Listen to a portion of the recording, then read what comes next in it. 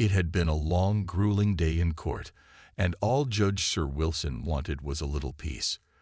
The weight of the day's cases still lingered in his mind, and he felt the need to escape the stress and tension. Dressed in casual clothes, an old hoodie, jeans, and sneakers, he decided to take a quiet evening walk through the community park, not far from where he lived. Sir Wilson wasn't just any judge. He was well known in the community for his fairness and calm demeanor. His commitment to justice was admired by many. But tonight, all he wanted was to enjoy the simple pleasure of a walk under the soft glow of the setting sun. The fresh air soothed him, and the sound of rustling leaves brought a sense of peace he hadn't felt all day.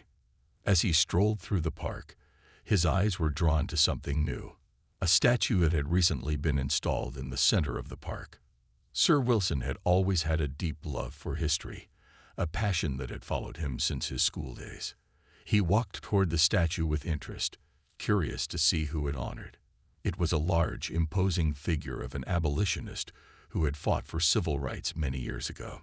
The dedication beneath the statue spoke of struggle, resilience, and the fight for justice. Sir Wilson stood there, gazing at the statue, lost in thought. The words inscribed on the base moved him deeply. It reminded him of his own journey, of the countless hours he had spent advocating for justice and equality in the courtroom. He thought about the progress that had been made over the years, but also about how much further society still had to go.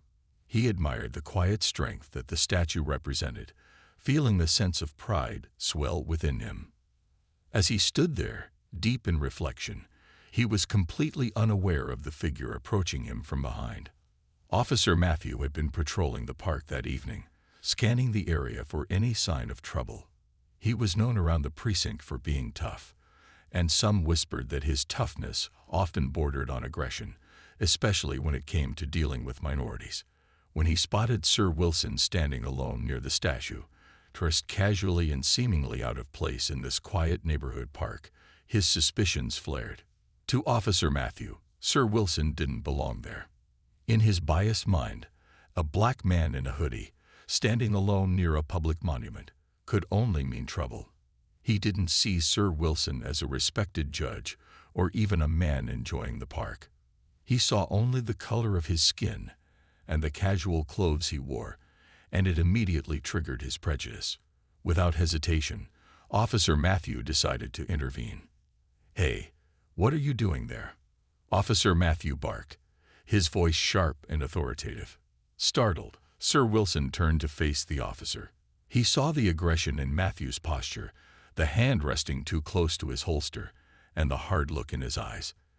Despite his confusion, Sir Wilson remained calm.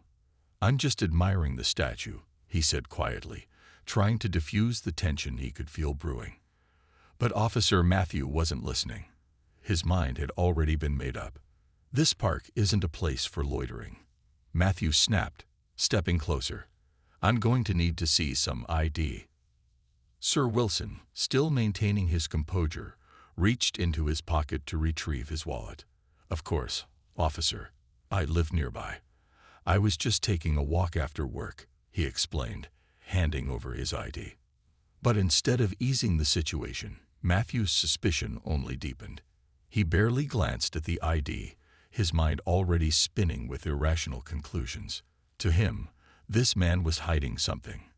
He had to be. "You're up to no good, aren't you?" Matthew accused, his tone growing more hostile. "What were you planning to do here? Vandalize the statue?" Sir Wilson's eyes widened in disbelief. "No, officer. I'm a judge. I was just a judge," Matthew scoffed, cutting him off. "You expect me to believe that?" His voice was dripping with contempt, and his hand moved closer to his baton. Sir Wilson could feel the situation spiraling out of control. He had dealt with many tense moments in court, but nothing like this. His heart began to race, not out of fear for himself, but because he knew what could happen if the officer's temper wasn't kept in check. He took a deep breath, trying to stay calm. "I'm telling the truth," Sir Wilson said firmly, but Officer Matthew wasn't hearing any of it. Before Sir Wilson could say another word, Matthew grabbed him roughly by the arm and shoved him to the ground. The impact was jarring, knocking the breath out of him. Stunned and in pain, Sir Wilson tried to speak, but the officer was already pulling out his baton. "You're resisting arrest," Matthew shouted, his voice echoing through the quiet park as he began to beat Sir Wilson, blow after blow. Each strike landed with cruel force, and Sir Wilson, a man of law and dignity, was left powerless, crumpled on the ground. As people started to gather at a distance, watching in horror, Sir Wilson could feel his strength fading. He tried to hold on to his dignity, but the pain and injustice overwhelmed him. All he had wanted was a peaceful walk, a moment of calm after a long day. Now he lay bloodied and broken on the cold pavement, wondering how everything had gone so wrong. His breath came in shallow gasps as pain throbbed through every inch of his body. The world around him spun, and his vision blurred as he tried to comprehend what had just happened. This couldn't be real. A man who spent his life upholding the law had just been beaten down by it. Officer Matthew stood over him, his chest heaving with the adrenaline of the moment. He gripped his baton tightly, as if prepared to strike again. The harsh glow of the streetlight cast deep shadows across his face, making him look even more menacing. He didn't see a respected judge in front of him. He saw what he assumed to be a criminal, a black man in a hoodie, standing in a park after dark. In Matthew's mind, that was all the justification he needed. "Get up," Matthew barked, his voice filled with authority. "You think you can just hang around here, cause trouble? Not on my watch." Sir Wilson struggled to move, the pain in his ribs making it hard to breathe. He wanted to explain again, to tell Matthew who he really was, but his voice caught in his throat. The sharp taste of blood lingered in his mouth as he tried to steady his thoughts. He had faced countless criminals in his courtroom, men and women who had committed unspeakable acts, but none of them had made him feel as helpless as he did now. Matthew yanked him up by the arm, his grip rough and unforgiving. "You're under arrest for loitering and resisting arrest," he spat, throwing Sir Wilson against the hood of the police car. Sir Wilson winced in pain, his body collapsing under the pressure of the officer's forceful grip. He felt the cold steel of the handcuffs biting into his wrists, a sensation so foreign and humiliating to a man of his stature. Sir Wilson's mind raced as he tried to make sense of the situation. How could this be happening to him, a judge? He had dedicated his life to justice, fairness, and equality. And now he was being treated like a common criminal, brutalized by the very system he had sworn to uphold. A deep sense of betrayal settled over him, and he realized that all the law and titles in the world couldn't protect him from the deep-rooted racism Officer Matthew carried. "Officer," Sir Wilson whispered hoarsely, trying one last time to reason with him. "You've made a mistake. I'm not a criminal. I'm a judge. My name is Sir Wilson." But Matthew didn't hear him, or maybe he didn't care. The officer was too caught up in his own assumptions and prejudices to see the truth. "A judge? Sure," he sneered. "I'm not falling for your lies." By now, a small crowd had gathered, drawn by the flashing police lights and the commotion. Some people murmured to each other in disbelief, while others recorded the incident on their phones, unsure whether to step in or stay back. The air was thick with tension, the weight of the moment pressing down on everyone who watched. From the corner of his eye, Sir Wilson saw the faces in the crowd, some horrified, others indifferent, but no one stepped forward to help. No one came to his defense. His mind flashed to the countless cases of police brutality he had seen in the news or from the bench in his courtroom. This is what it must have felt like for them, he realized, the hopelessness, the fear, the humiliation. For the first time, he truly understood it on a personal level. The sound of sirens approached, growing louder with every second. Reinforcements were on their way, and Sir Wilson's hope flickered, even if only slightly. Maybe someone would recognize him. Maybe someone would intervene before things got any worse. But until then, he was trapped, handcuffed, and powerless under Officer Matthew's control. When the second patrol car arrived, Captain Miller, a seasoned officer with years of experience, stepped out. As soon as he approached the scene, his eyes landed on Sir Wilson. At first, he didn't recognize the bloodied man slumped over the hood of the police car. But when their eyes met, Captain Miller froze in his tracks. The color drained from his face as recognition dawned. "Sir Wilson," Captain Miller gasped, rushing toward him in disbelief. What in the world happened here? Officer Matthew, still holding Sir Wilson by the cuffed wrists, looked up, his expression turning from smug confidence to confusion. "You know this guy?" Matthew asked, his voice wavering. Captain Miller's face hardened with fury. "Do I know him? This man is a sitting judge, you fool. What have you done?" The realization hit Matthew like a ton of bricks. His grip on Sir Wilson loosened as his eyes widened in horror.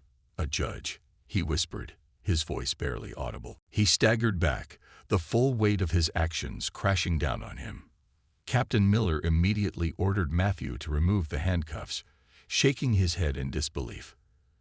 "You've made a huge mistake, Matthew," he growled. "A career-ending mistake." Matthew stood there, paralyzed by fear, as Captain Miller gently helped Sir Wilson into the back of an ambulance that had just arrived. Sir Wilson was exhausted, both physically and emotionally, but there was a quiet strength in his eyes. He didn't speak as the paramedics began treating his wounds, but inside, his thoughts churned. The law had always been his weapon against injustice. Now, it was time to see if the law would protect him the way it was supposed to.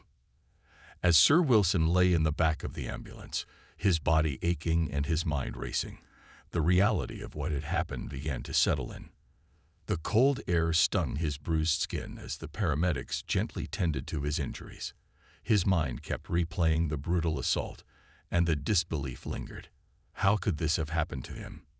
He had always known the justice system wasn't perfect, but tonight, he had felt its darkest flaws firsthand.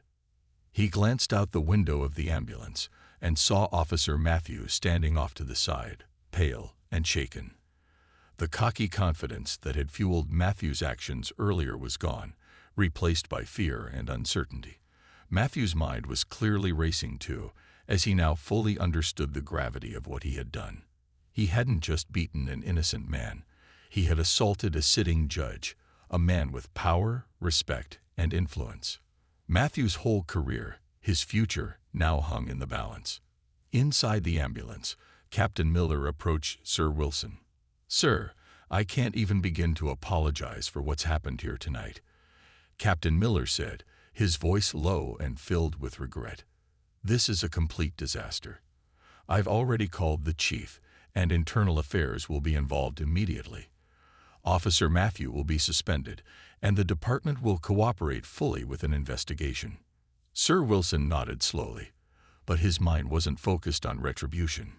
He stared ahead, the sound of the ambulance's heart monitor beeping steadily beside him. The whole situation felt surreal.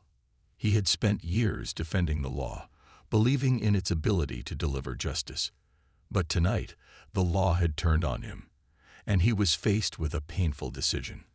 Would pursuing charges against Officer Matthew be enough to bring justice? Or was there a deeper issue at play, something systemic that couldn't be fixed by one man's punishment alone? As the ambulance pulled away from the park, Sir Wilson's thoughts returned to the people who had watched him being beaten. The faces in the crowd had shown fear, shock, and helplessness. None had intervened, not out of indifference, but out of fear of what might happen if they tried. It was a fear he now fully understood. He had seen it in the cases he presided over, the testimonies of victims of police brutality. But experiencing it personally gave him a new perspective. This wasn't just about him anymore. At the hospital, Sir Wilson's wife, Amanda, rushed to his side as soon as the ambulance doors opened. Her face was etched with worry, and tears filled her eyes as she saw the cuts and bruises covering her husband's body. "Wilson, what happened?" she asked, her voice trembling. He sighed, squeezing her hand. "I was walking in the park, and a cop mistook me for a criminal. He didn't even give me a chance to explain. Amanda's anger flared immediately. This is unacceptable. They need to pay for what they've done. This can't be brushed under the rug. I know, Sir Wilson replied, his voice steady but tired. But it's not just about Officer Matthew. This isn't the first time something like this has happened, and it won't be the last. If we only focus on punishing him, we won't fix the real problem. Amanda nodded, though the fire in her eyes hadn't dimmed. What are you going to do? She asked. I need to think, Sir Wilson said. This is bigger than just me. The system is broken. Amanda, I've seen it from the bench for years, but tonight, I felt it firsthand. As Sir Wilson was taken inside for further treatment, the wheels of justice began turning. The police department was in full damage control mode, and by morning, the news had spread like wildfire. Headlines plastered across every media outlet. The public's reaction was immediate and fierce. Calls for Officer Matthew's termination came from every corner of the city. Protests formed outside the police station, with people holding signs demanding justice for Sir Wilson and an end to police brutality. This incident had sparked a larger conversation about race and law enforcement, and Sir Wilson found himself at the center of it. While the media storm raged, Sir Wilson remained silent, choosing not to speak publicly just yet. He wasn't interested in giving quick soundbites or stirring up more outrage. He needed to think carefully about his next steps. The world was watching, and how he chose to respond could either deepen the divide or offer a path toward healing. But the question lingered. Could there be justice without punishment? Could Officer Matthew truly change? And was there a way to use this moment to spark real change within the system? It was late the next evening when Sir Wilson received a call from Captain Miller. Sir, Officer Matthew is requesting a private meeting with you, Captain Miller said, his voice cautious. He wants to apologize. I understand if you don't want to see him, but I thought I should let you know. Sir Wilson paused for a long moment before responding. Set it up, he said quietly. Let's see what he has to say. The decision had been made, but the road ahead would be filled with difficult choices and even more difficult conversations. Sir Wilson knew that justice had to be more than just retribution. It had to be about transformation. And this was his chance to see if Officer Matthew and the system he represented could truly change. The meeting was set for the next afternoon.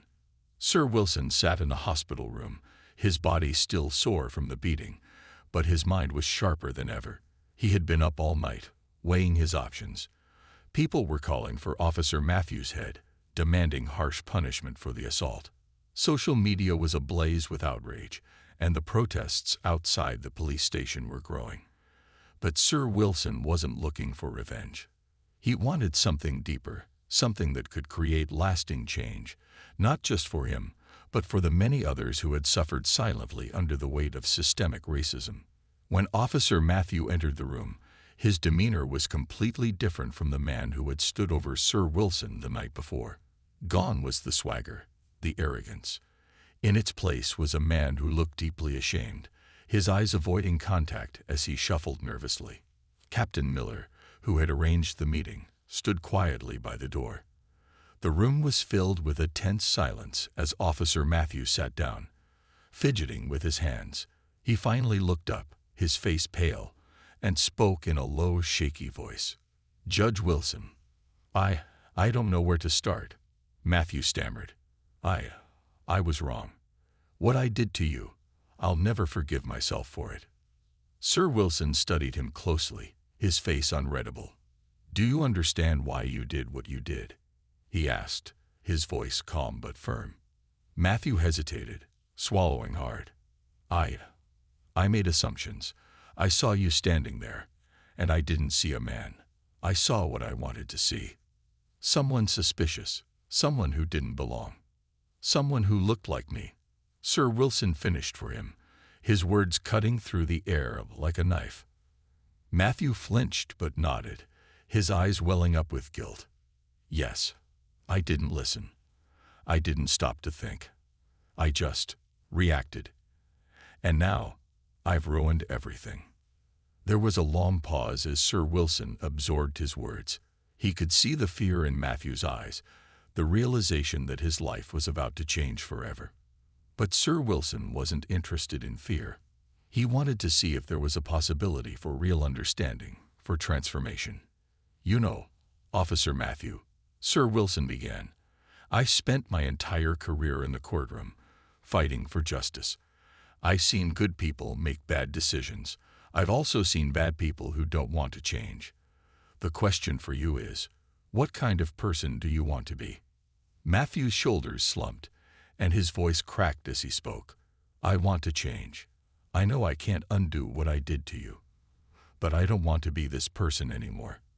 I don't want to be the kind of cop who sees people like you and assumes the worst. I'll do whatever it takes to make it right." Sir Wilson looked at him, feeling the weight of the moment. The easy thing to do would be to press charges, to make sure Officer Matthew lost his badge, his career, everything. But Sir Wilson knew that punishment alone wouldn't fix the larger problem. It would be another headline, another statistic, and then the world would move on while the system remained broken. "I'm not going to press charges," Sir Wilson said, his words taking everyone in the room by surprise. Matthew's head snapped up, his eyes wide with disbelief. "You're not?" Captain Miller asked, his voice tinged with both confusion and concern. "No, I'm not," Sir Wilson repeated. "But that doesn't mean there won't be consequences. Officer Matthew, you need to understand what you did, not just to me, but to the trust between law enforcement and the community. I'm proposing something different." Matthew sat still, hanging on to Sir Wilson's every word, waiting for what came next. "I want you to go through extensive racial sensitivity training," Sir Wilson continued. "I want you to work with community organizations that focus on racial equality and justice. You need to face the people you've hurt, not just me, but everyone in this community who has been mistreated, profiled, or brutalized because of how they look. You need to learn, and then you need to teach others." Matthew nodded slowly, tears spilling down his cheeks. "I'll do it. I swear, I'll do everything you ask." "This isn't for me," Sir Wilson said. "It's for you, for the community, and for all the people who come after us." Captain Miller, clearly moved by Sir Wilson's words, stepped forward. "Judge Wilson, we'll make sure it happens. This department has a lot of work to do, and it's clear we failed. Your leadership here, it means more than you know." Sir Wilson nodded, his mind already turning toward the future. "It's not just about leadership. It's about creating something new. We can't keep tearing each other apart." As Officer Matthew stood to leave, he turned back one last time. "Thank you, Judge Wilson," he said, his voice barely above a whisper, "for giving me a second chance. I won't waste it." When the door closed behind him, Sir Wilson sat back, exhausted but at peace. The fight for justice wasn't over, but today they had taken a small step forward. It wasn't the end, but it was a beginning, one built not on punishment, but on the hope for real change. And in a world filled with so much division, that hope was everything. Thank you for watching. Do you have any story suggestion you would like to listen to? Let us know in the comment box.